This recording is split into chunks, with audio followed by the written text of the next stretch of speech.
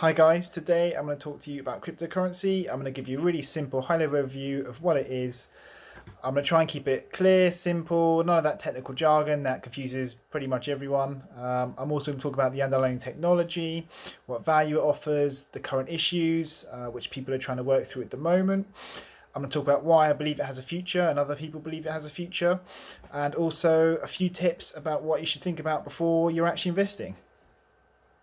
The easiest way to describe it is think about how you send an international bank payment to another person in another country who is using another bank. Normally, when this is completed, you'll make the transaction. A foreign exchange broker for your respective bank in your respective country will be talking to another foreign exchange broker in another bank in another country. Cryptocurrency is no different. It's a type of transaction, except instead of actually talking to a bank, you're sending a computer script which cuts out the middlemen and it sends a transaction direct. So you don't need to go to a bank. When you're actually buying the cryptocurrency, you're making a transaction where you're exchanging your normal money for a digital version. So for instance, Bitcoin. Once you complete this transaction, your currency is then sent into a digital ledger. When you purchase it, you get a unique receipt. And this receipt is basically everything that you hold in terms of value. So normally this receipt is held by a trading platform of your choice who you actually do the purchase through. So think of it as the equivalent of a bank. So normally they hold this receipt, but technically you can actually transfer this money into a digital location of your choice. You can hold it into a USB stick, your computer, etc. It is a bit more technical, and at this point in time it is a lot more technical, but it can actually be done. When you take your money out, you're actually transferring your digital receipt from the digital ledger back into the currency of your choice. It's like a normal currency. The exchange rate is completely determined by the value at the point in time. So think of it as a normal currency exchange. So what is the technology? Cryptocurrencies, or digital currencies as I call them, they're also known as blockchains. I'm going to read this out word for word because it's a bit wordy.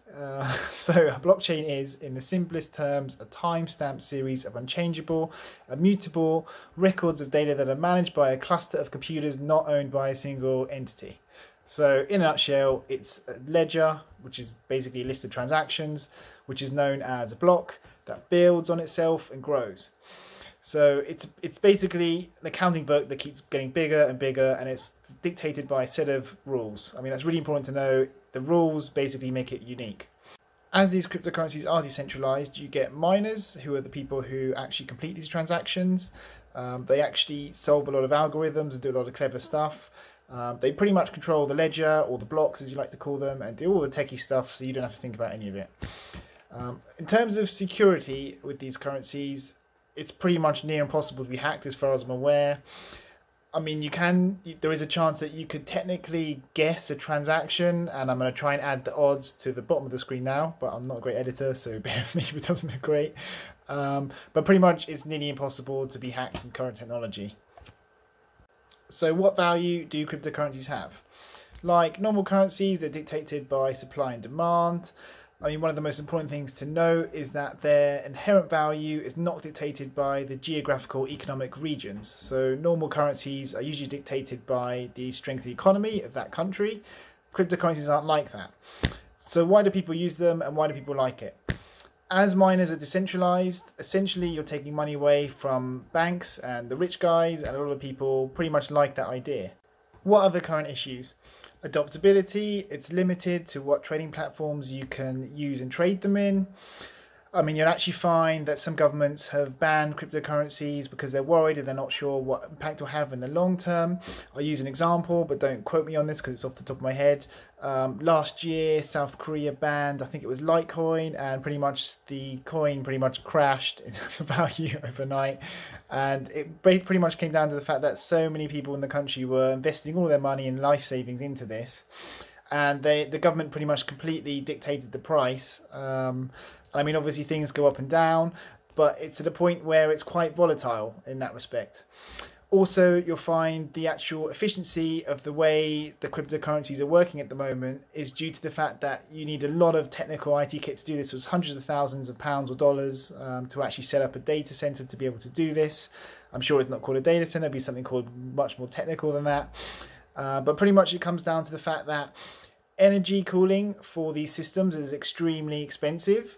The energy costs are so high, and you find that it's really, really risky. And one of the things that are happening at the moment is so many people are jumping into this technology, they're putting everything into it, but they're not getting enough volume to actually make it viable going forward.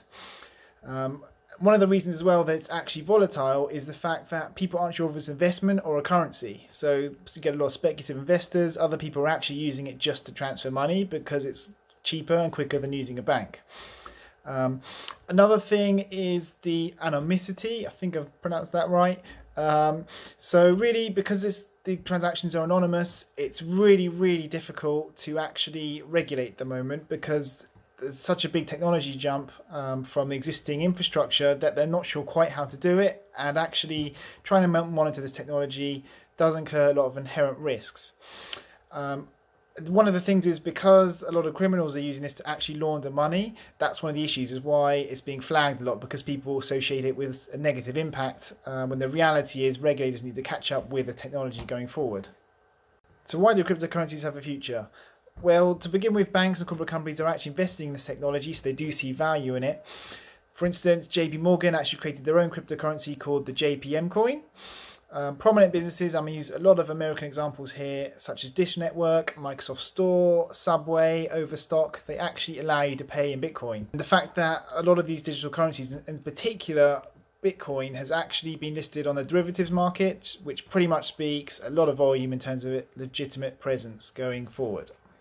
From a business-to-business perspective, a lot of large corporations are looking at cryptocurrencies and seeing it as a way they could use internally in terms of replacing their existing banking mechanisms. So what you'll find is it will pretty much replace traditional banking jobs and the way that they believe it will be more efficient in terms of time cost, monetary cost, and it all comes down to really the transition to a more digital world and a more digital workplace. In terms of business to customer, it can replace normal transactions. So some people actually believe it's going to end up replacing normal ATMs, or you get cryptocurrency ATMs, and they do actually exist in some places around the world. And when it comes down to the end user, a lot of them actually purchase these currencies because they do save money in international payments, and they believe that once it's regulated, it will be more efficient and used more regularly. So a lot of people are actually sort of gambling on the fact they think it's going to be worth more money later because they think it's going to become more commonplace. Really, it pretty much does come down to globalization. The world's getting smaller, everything's more digital, and as the world becomes more of a digital marketplace, this is going to be one of the tools to do that. What else should you know before investing? Well, as I mentioned before, there's lots of different types of currencies. Many are being designed for specific purposes, with different technology, with different sets of rules. I mean, really, you'll find they all niche up in terms of what they're trying to target. So some currencies will focus on transaction times, trying to make them more efficient. Some are being focused more on being the anonymous payment system. Others, they very much focus on data storage because they believe it's more beneficial for miners. I mean, they all have pretty much different purposes. I mean, I've seen some really weird and strange ones when you really look down to it, but it all comes down to really understanding what you believe the value is. Another thing to make note of is, although the miners who actually complete the transactions, although they don't charge you a fee, the actual price that you're being given for when you buy or sell is going to be variable to the actual listed price. Pretty much the same in normal currencies. If you're new to this kind of thing, you just need to do a little bit of research, a bit of understanding. Always look into the coin you're looking to buy. Don't just go in and buy all of them unless you think it's good just to have a diverse portfolio. You'll find that the future of a lot of these currencies are pretty much determined by the adoptability, how useful the capability is, which the coin has been developed around, and also really just public opinion. The more people that use a type of coin, the more likely it is to go up in value. The more it goes in value, the more likely it is to be adopted, and it's pretty much a big circle, and once they get bigger, they're more likely to be used everywhere. As with all investments, you should only invest what you're prepared to lose. Cryptocurrency has been around since 2009, therefore it's a relatively new technology, and by investing it, you'll still be considered an early adopter. Thanks for watching my video. If you have any topics you'd like me to discuss, please subscribe to my YouTube channel and write the topic in the comment section below. Thanks a lot, guys, and have a great day.